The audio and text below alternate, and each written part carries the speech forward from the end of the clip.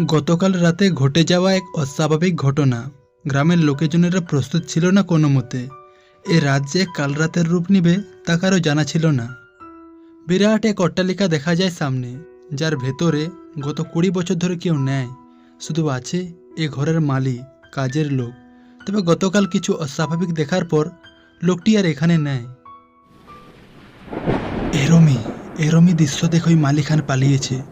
দোতলার ওপরে এক জোড়া স্বামী স্ত্রী দেখা যায়, যাদের শরীরে প্রত্যেকটি অঙ্গে রক্ত লাগা। চোখের চাহনি দেখে লাগছে যেন আজ নয়, না জানি কতদিনের রাগ জমে আছে ওই চোখের মধ্যে। কে এই স্বামী স্ত্রী?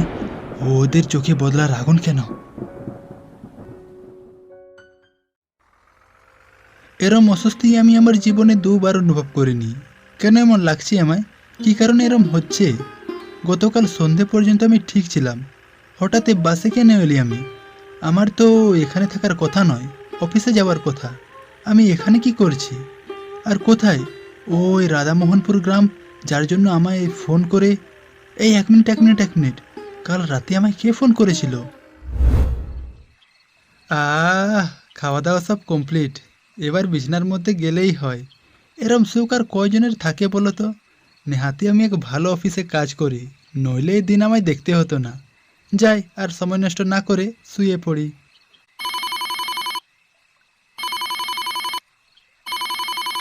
এখন আবার কে ফোন করলো রে বাবা? দেখি তো। হ্যালো, কে বলছেন? হুম হুম কিন্তু আপনি কে? আর আচ্ছা, বুঝলাম। হ্যাঁ হ্যাঁ, বুঝেছি। কিন্তু আপনি কে? কেন কেন? হঠাৎ আমায় যেতে হবে কেন? না না, তা কি করে সম্ভব? হ্যাঁ মশাই, বুঝেছি, সবই বুঝেছি। কিন্তু আচ্ছা, হুম হুম আপনি আপনি কে বলছেন বলুন তো? আর আমায় যেতে বলছেন? না না, কিছুতেই না। হ্যাঁ হ্যাঁ, ঠিক। আপনি আপনি জানেন কি করে? কি বললেন? রা রা রা- রাধা রাধামোহনপুর? আচ্ছা, হ্যাঁ হ্যাঁ, কিন্তু আগামীকাল কি করে সম্ভব? ও, আপনি এটাও জানেন? না, না না, হ্যাঁ, না আমি কিছুতেই যাব না। আপনি আগে আপনার পরিচয় দিন। হ্যাঁ হ্যাঁ, হ্যালো, হ্যাঁ হ্যাঁ, হ্যালো হ্যালো, যা, কেটে দিল। না নাম, না পরিচয়, কিছুই তো জানি না। কে এই ভদ্রলোক? আমায় ওভাবে অস্তব্যস্ত হয়ে ডাকলেন কেন? আচ্ছা, কি আছে ওই রাধামোহনপুরে? উফ, সব কেমন গুলিয়ে যাচ্ছে। চাপ সৃষ্টি হচ্ছে মাথায়। অপু, চোখের পাতা দুটো এক কর, নইলে এই টেনশন বাড়বে বই কমবে না। কিন্তু হচ্ছে কোথায়? দু চোখের পাতা এক হচ্ছে কোথায়? কিছুতেই তো দুয়ে দুয়ে চার করতে পারছি না। ও কে ওই ভদ্রলোক? এ প্রশ্ন আমায় কুরে কুরে খাচ্ছে। আর তার চেয়েও বড় কথা, আমাকেই কেন ওই রাধামোহনপুরে ডেকেছে? আমার তো আত্মীয় বলে কেউ নেই ওখানে। এই যে দাদা, আরে ও দাদা। হ্যাঁ হ্যাঁ, কি হয়েছে? বলি, আপনি কি কানের মাথা খেয়েছেন নাকি? কেন বলুন তো? আরে আজব মানুষ তো আপনি। এতক্ষণ ধরে চিৎকার করে করে ডেকে চলেছি, কোনো গুরুত্বই নেই। ও, আপনি ডাকছিলেন? আসলে আমি অন্য এক কথা ভাবছিলাম। তা তো দেখেই বোঝা যাচ্ছে। কি বোঝা যাচ্ছে? উহ, আপনি তো ভারী অদ্ভুত লোক মশাই। আপনি যে এক অঘোর চিন্তার মধ্যে আছেন, তা আপনাকে দেখেই বোঝা যাচ্ছে। তা কি তো ভাবছেন আপনি? না না, ওনাকে বলা যাবে না। বললে আবার হাজার রকম প্রশ্ন। কি আছে, কেন ফোন করেছিল, কোথায় করেছিল, কেন যাচ্ছ, মানে যাবতীয়। এই যে দাদা, আবার কি ভাবতে শুরু করলেন বলুন তো? না না, কিছু। কি আর ভাববো? ওই বাড়ির জন্য মন কেমন কেমন কেমন করছে। পরিবার ছেড়ে কোনোদিনও কোথাও বেরোয়নি তো, তাই একটু।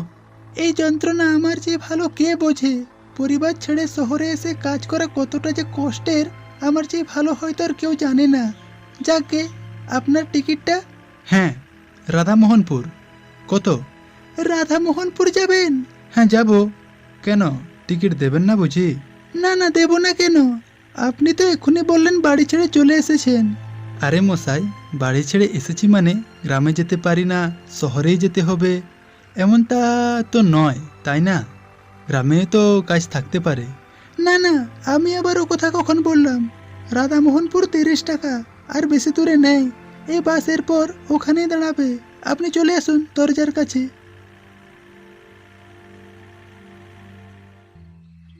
গল্প করে করে কখন যে রাধামোহনপুর গ্রামে পৌঁছে গেলাম খেয়ালই করিনি। পথের দূরত্ব অনেকটাই। সন্ধ্যা বেরিয়েছি, পৌঁছতে 2টো বেজে গেল।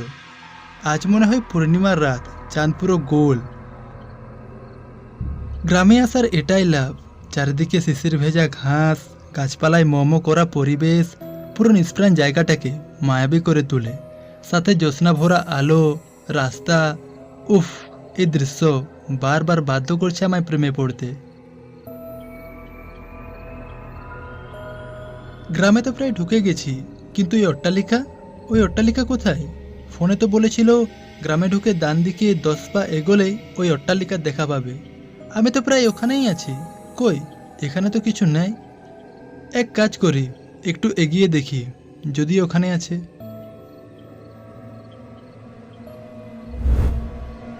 ওই তো সামনে এক বাড়ি দেখা যাচ্ছে। বাহ, কি বিরাট বাড়ি!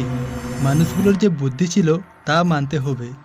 মানে তখনকার সময়েও এত সুন্দর ডিজাইন সহ বাড়ি, যা আজকের মানুষকে প্রেমে ফেলতে বাধ্য করে।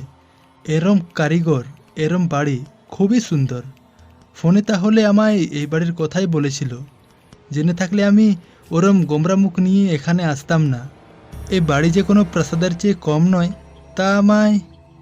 কিন্তু আমার এরম অনুভব হচ্ছে কেন যে আমি এই বাড়ি বহুদিন আগে থেকে চিনি, বহুদিন আগে থেকে জানি।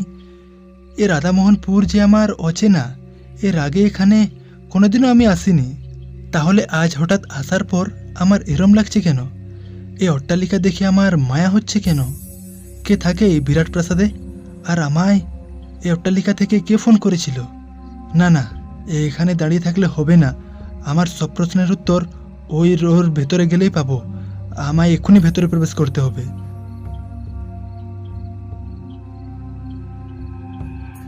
কাকে চাই?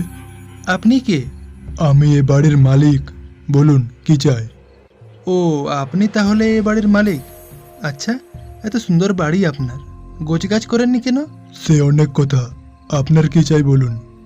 আমি আসলে এ বাড়িতে থাকতে চাই, ছুটি কাটাতে চাই। কি ছুটি? আপনি হয়তো জানেন না, এই বাড়ি ভাড়া দেওয়া হয় না। আসতে পারেন। না না, ভাড়া দেওয়া না হলে কি হলো, এমনিতে তো থাকা যায়।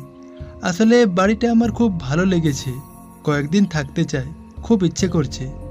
আচ্ছা বেশ, কয়েকদিন না হয় নাই দিলেন, আজ রাতটুকু থাকতে দিন।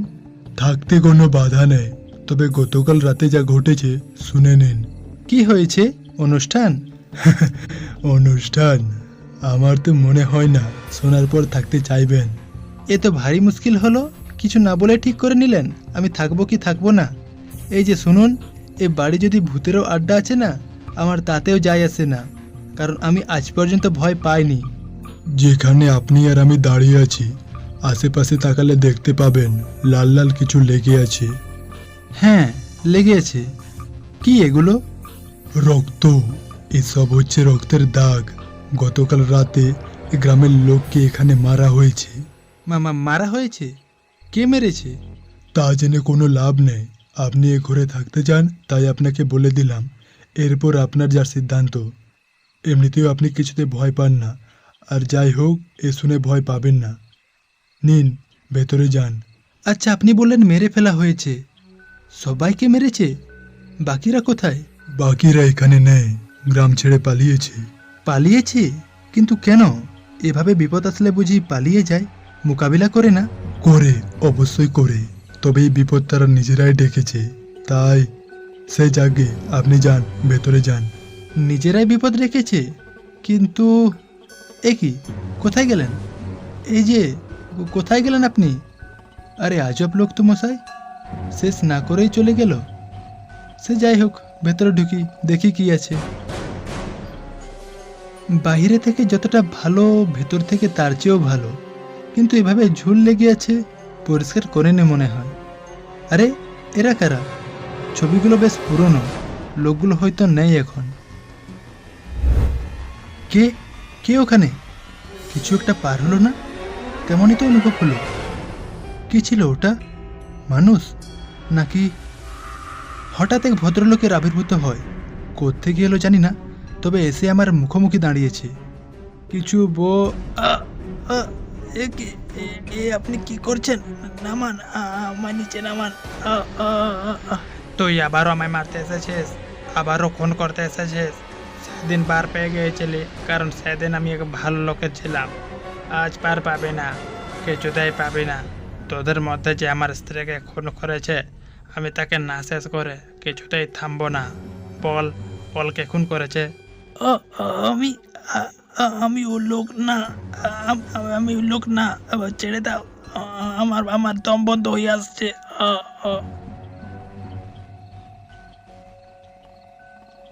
কর্তামশাই, এ কি, আপনি কি করছেন? ছাড়ুন বাবু, ওকে ছেড়ে দিন। না ভুবন, ও আমার স্ত্রীকে খুন করেছে, আমায় খুন করেছে। ওকে আমি কিছুতেই ছাড়বো না। না বাবু না, আপনাদের খুন করেনি, খুন করতে পারে না। এই যে আপনার ছেলে কুমার আদিত্য। কে? কি বললি? হ্যাঁ কর্তামশাই, ও আপনাদের ছেলে কুমার আদিত্য, যাকে আপনারা গত 20 বছর ধরে মৃত ভেবে এসেছেন। সে আসলে মৃত নয়। আমি তাকে সরিয়ে দিয়েছিলাম যাতে ওর উপর কোনো আঁচ না আসে। এই এক মিনিট, আপনি এসব কি আকাশ কুসুম বলছেন? তখন আপনি শেষ না করে কোথায় চলে গেলেন? এখনও আপনি আবল তাবল কী সব বলছেন? না, আমি আবল তাবল বলছি না। তোমার জন্মস্থান এখানে, তোমার বাবা ইনি। কি? যাকে আমি চোখে দেখিনি, যাকে আমি চিনি না, জানি না, সে আমার বাবা কি করে হয়? হ্যাঁ ঠিকই, তুমি ওনাকে দেখোনি, জানোনি, তবে বিশ্বাস করো কুমার, ইনি তোমার বাবা। আচ্ছা বেশ, মেনে নিলাম ইনি আমার বাবা। কিন্তু এই সমস্ত বিষয় আপনি জানলেন কি করে?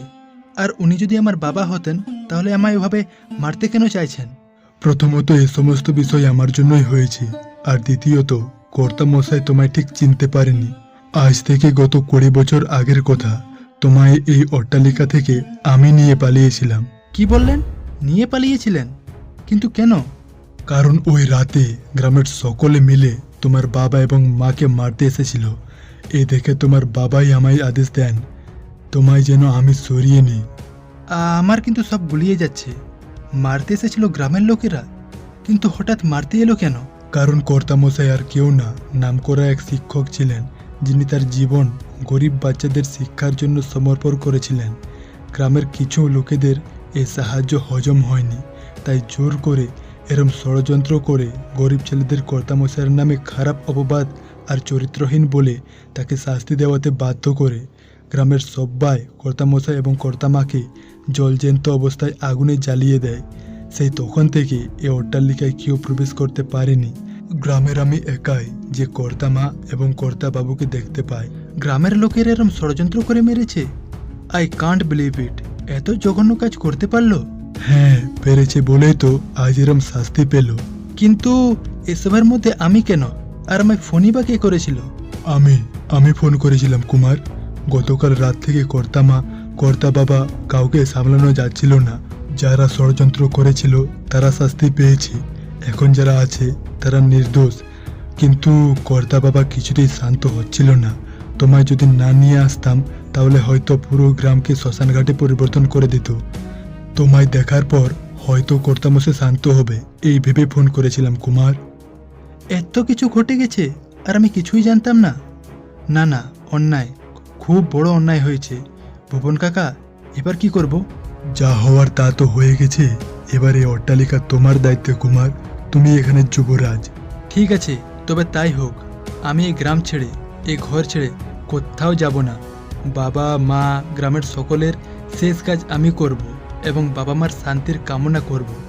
আজ থেকে গ্রাম আমার গ্রাম।